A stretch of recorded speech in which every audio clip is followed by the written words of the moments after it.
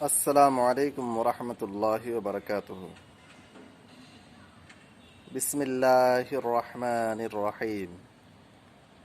عن ابی ہریرۃ رضی اللہ عنہ ان رجلا قال یا رسول اللہ صلی اللہ علیہ وسلم ان لی قرابۃ اصلهم ویقطعونی وأحسن إليهم ويسيئون إلي وأحلم عنهم ويجهلون علي فقال لئن كنت كما قلت فكأنما تسفهم المل ولا يزال معك من الله ظهير عليهم ما دمت على ذلك رواه مسلم۔ حضرت ابو ہریرہ رضی اللہ عنہ سے روایت ہے کہ ایک آدمی نبی کریم صلی اللہ علیہ وسلم سے عرض کیا، اے اللہ کے رسول، میرے کچھ رشتہ دار ہیں، میں ان کے ساتھ صلہ رحمی کرتا ہوں، وہ مجھ سے قطع تعلق اختیار کرتے ہیں، میں ان کے ساتھ اچھا سلوک کرتا ہوں، وہ میرے ساتھ برا سلوک کرتے ہیں، میں ان سے تحمل و بردباری سے پیش آتا ہوں، وہ مجھ سے جہالت و نادانی سے پیش آتے ہیں۔ نبی کریم صلی اللہ علیہ وسلم نے ارشاد فرمایا، لئن کنت کما قلت، اگر تو ویسا ہی ہے جیسا کہ تو نے بیان کیا ہے، فکأنما تصفهم المل، تو گویا کہ تو اس کے منہ پر گرم راکھ ڈال رہا ہے۔ ولا يزال معك من الله ظهير عليهم ما دمت على ذلك، اور ان کے مقابلے میں اللہ رب العزت کی جانب سے ہمیشہ ایک فرشتہ تیرے لیے مددگار ہوگا جب تک کہ تیرا رویہ ان کے ساتھ ایسا ہی رہے گا۔ یہ روایت مسلم شریف کی ہے۔ حاضرین، اس حدیث سے کئی اہم باتیں ہمیں معلوم ہوتی ہے۔ پہلی اہم بات تو یہ ہے کہ رشتہ ناتا کو ہر حال میں نہ کاٹا جائے، لیکن افسوس کی بات یہ ہے کہ معمولی سی بات پر آج معاشرے کے اندر لوگ رشتوں کو کاٹ دیتے ہیں، بھائی بھائی کا دشمن بن جاتے ہیں۔ اس حدیث کی روشنی میں رشتہ کو کاٹنا بہت بڑا گناہ ہے۔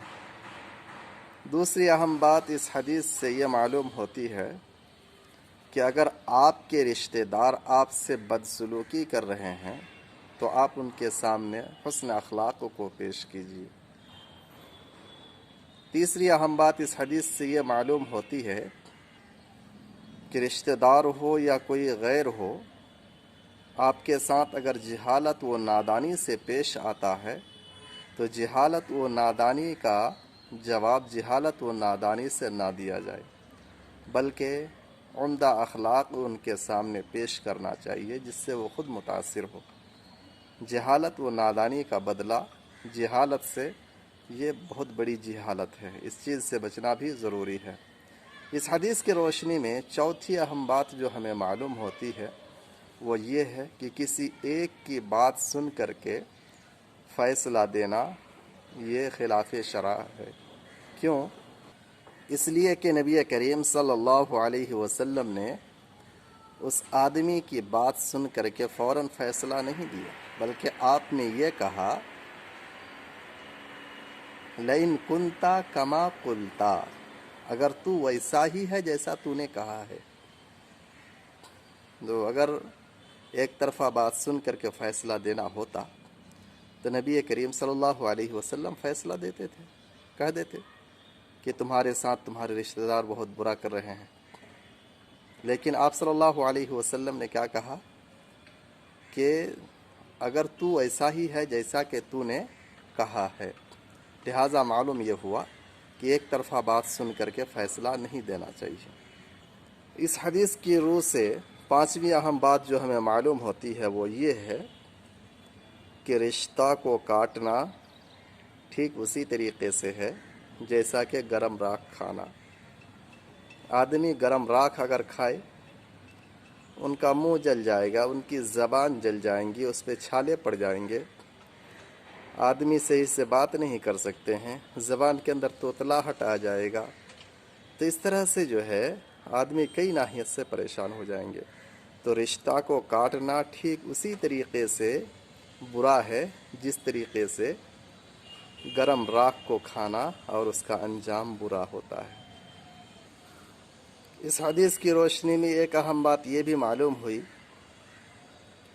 کہ آپ کا رشتہ دار اگر آپ کے ساتھ برا سلوک کر رہا ہے، جہالت و نادانی سے پیش آ رہا ہے، آپ پر ظلم ڈھا رہا ہے، آپ کے ساتھ بدمعاشی کر رہا ہے، اور آپ اس پر صبر اختیار کیے ہوئے ہیں اور ان سے تعلقات جوڑے ہوئے ہیں، صبر و تحمل سے، بردباری سے ان کے ساتھ پیش آتے ہیں، تو اللہ رب العزت کی جانب سے آپ کے لیے ایک معاون مددگار فرشتہ مقرر ہوگا جو آپ کے ساتھ ہمیشہ رہے گا، اور یہ اس وقت تک آپ کے ساتھ رہے گا جب تک آپ اپنے برے رشتہ داروں کے ساتھ اچھا سلوک کرتے رہیں گے۔